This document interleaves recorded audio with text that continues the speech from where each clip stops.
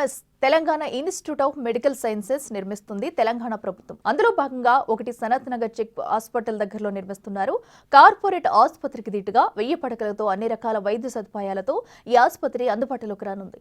ఇప్పటికే 80% నిర్మాణ పనులు పూర్తి చేసుకుని మరికొన్ని నెలల్లో ప్రజలకు అందుబాటులోకి రాబోతున్న టిమ్స్ సూపర్ స్పెషాలిటీ ఆసుపత్రిపై పూర్తి సమాచారం మా ప్రతినిధి అంజుమ అందిస్తారు. మెరుగైన వైద్య సదుపాయాలను అందించేందుకు ప్రభుత్వం తీసుకున్న ప్రతిష్టాత్మకమైనటువంటి నిర్ణయమే సూపర్ స్పెషాలిటీ హాస్పిటల్స్. నగరం నలువైపులా టిమ్స్ హాస్పిటల్స్ అందుబాటులోకి రాబోతున్నాయి. ప్రస్తుతం మనం సనత్ నగర్లో నిర్మాణం అవుతున్నటువంటి టిమ్స్ సూపర్ స్పెషాలిటీ హాస్పిటల్ దగ్గర ఉన్నాము. ఈ పనులన్నీ కూడా ఎంతో శరవేగంగా జరుగుతున్నాయి. పేద ప్రజలకు అత్యాధునిక హంగులతోటి అత్యాధునిక వైద్య సదుపాయాలను అందుబాటులోకి తీసుకురావడానికి నగరం నలువైపులా ప్రభుత్వం ఎంతో అత్యాధునిక హాస్పిటల్స్ని అందుబాటులోకి తీసుకొని వస్తుంది. ఈ నేపథ్యంలోనే సనత్ నగర్లో ఉన్నటువంటి చెస్ట్ హాస్పిటల్కి అతి సమీపంలో టిమ్స్ హాస్పిటల్ నిర్మాణం జరుగుతోంది. ఈ హాస్పిటల్ని దాదాపు 1000 కోట్ల వ్యయంతో నిర్మిస్తున్నారు. ఇప్పటికే 80% పనులు కూడా పూర్తయిపోయాయి. ఈ హాస్పిటల్స్ గనక అందుబాటులోకి వస్తే Gandhi hospital, Osmania hospital, NIMS hospitals మీద చాలా వరకు భారం తగ్గుతుంది అని కూడా చెప్పుకోవచ్చు. ఇక ప్రభుత్వ హాస్పిటల్స్ అంటే సరిగ్గా వైద్యం ఉండదు, సదుపాయాలు ఉండవు అనేటువంటి మాటను తీసి పారేస్తూ ప్రైవేట్ కార్పొరేట్ హాస్పిటల్స్కి దీటుగా ఈ హాస్పిటల్స్ నిర్మాణం అయితే జరుగుతోంది. ప్రధానంగా ఈ హాస్పిటల్స్లలో మనకి సెంటర్ ఆఫ్ ఎక్సలెన్సీ అంటే ఒక ప్రత్యేక విభాగాలను కూడా అందుబాటులోకి తీసుకొని రాబోతున్నారు. ప్రజెంట్ మనం ఉన్నటువంటి సనత్ నగర్లో నిర్మాణం అవుతున్నటువంటి టిమ్స్ హాస్పిటల్లో కార్డియాక్ డిపార్ట్మెంట్ని, అదేవిధంగా ఆర్గాన్ ట్రాన్స్ప్లాంటేషన్ని, వీటిని ప్రధానంగా తీసుకొని కూడా ఇక్కడ వైద్య సదుపాయాలని అందుబాటులోకి తీసుకొని రాబోతున్నారు. సో ఒక్కసారి మనం విజువల్స్లో కనుక చూసినట్లయితే మొత్తంగా మనకు 3 బ్లాక్ల నిర్మాణం కూడా జరుగుతుంది. ఒక్కొక్క బ్లాక్ ఒక్కొక్క దానికి సంబంధించింది అని కూడా చెప్పుకోవచ్చు. ఇందులో మనకి A block, B block, C block 3 బ్లాక్లు అయితే ఉన్నాయి. ఈ బ్లాక్లలో మనకి అత్యాధునిక సదుపాయాలతోటి వైద్య సేవలని అందించబోతున్నారు. సో ఒక్కసారి మనం బ్లాక్స్ వైజ్గా కనుక చూసినట్లయితే కూడా ఒకసారి ఏ బ్లాక్ని కనుక గమనించినట్లయితే కూడా ఏ బ్లాక్లో మనకి గ్రౌండ్ ఫ్లోర్లో ఎమర్జెన్సీ సేవలు అనేవి అందుబాటులో ఉండబోతున్నాయి. అదేవిధంగా 1, 2, 3వ అంతస్తులలో మనకి ఐసీయూ బెడ్స్ ఉండబోతున్నాయి. ఆ బెడ్స్ కూడా ఒక్కొక్క ఫ్లోర్లో మనకి 300 బెడ్స్ అనేవి అందుబాటులో ఉండబోతున్నాయి. ఇక 4వ ఫ్లోర్లో మనకి ఓటీ కాంప్లెక్స్ అనేది అందుబాటులోకి రాబోతుంది. 5వ ఫ్లోర్లో ఓటీ కాంప్లెక్స్కి సంబంధించినటువంటి సర్వీసెస్ అన్నీ కూడా ఉండబోతున్నాయి.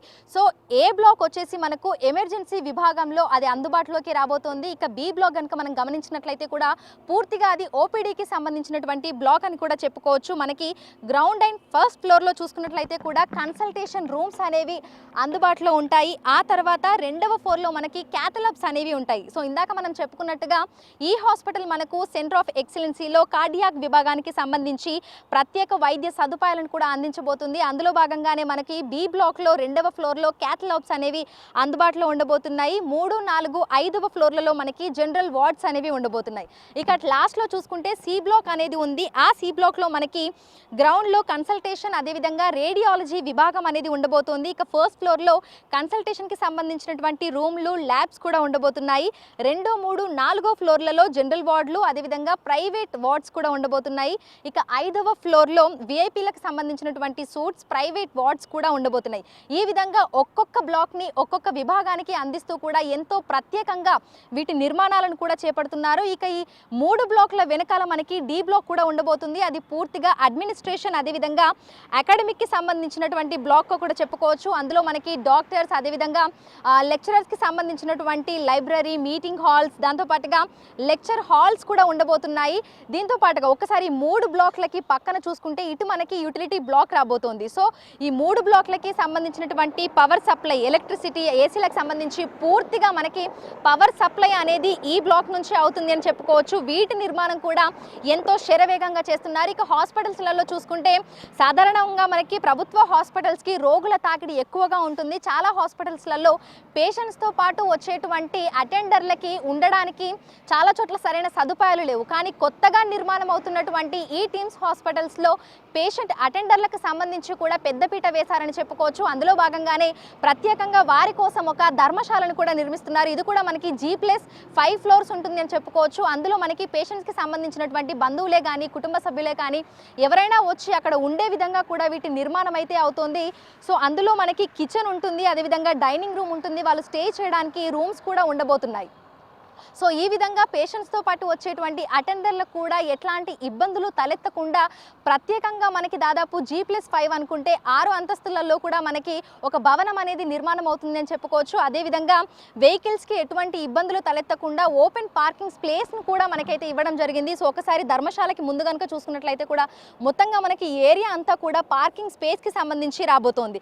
అదేవిధంగా ఎవరికి ఎట్లాంటి ఇబ్బందులు తలెత్తకుండా అన్ని రకాల వైద్య సదుపాయాలు అందుబాటులో ఉండే విధంగా కూడా ఇక్కడ ప్రతి ఒక్క విభాగానికి సంబంధించినటువంటి వైద్యులు, నర్సింగ్ స్టాఫ్, అదేవిధంగా శానిటేషన్ సిబ్బంది వీరందరూ కూడా అందుబాటులో అయితే ఉండబోతున్నారు. సో ఈ 3 బ్లాక్లకి ముందు మనకి లాంజ్ ఏరియా కూడా ఉండబోతుంది. మొత్తంగా గ్రీనరీ తోటి ఒక లాంజ్ ఏరియా ఉంటుంది. దాని ముందు మనకి పార్కింగ్ స్పేస్ కూడా ఉంటుంది. మొత్తంగా 1000 కోట్ల వ్యయంతో 1000 పడకలతోటి అత్యాధునిక హంగులతోటి అంతకు మించినటువంటి సదుపాయాలతోటి ప్రభుత్వం ఎంతో ప్రతిష్టాత్మకంగా ఈ టీమ్స్ హాస్పిటల్స్ అయితే నిర్మిస్తుంది. ఒక్కసారి కనుక ఇవి అందుబాటులోకి వస్తే రాష్ట్ర వ్యాప్తంగా ప్రజలకు ఎట్లాంటి ఇబ్బందులు తలెత్తకుండా వారికి ఎటువంటి అనారోగ్య సమస్యలు వచ్చినా సరే ఈ హాస్పిటల్స్కు వచ్చి వాళ్ళు వైద్య సేవలను సద్వినియోగం చేసుకునే విధంగా కూడా వీటి నిర్మాణం అయితే జరుగుతోంది.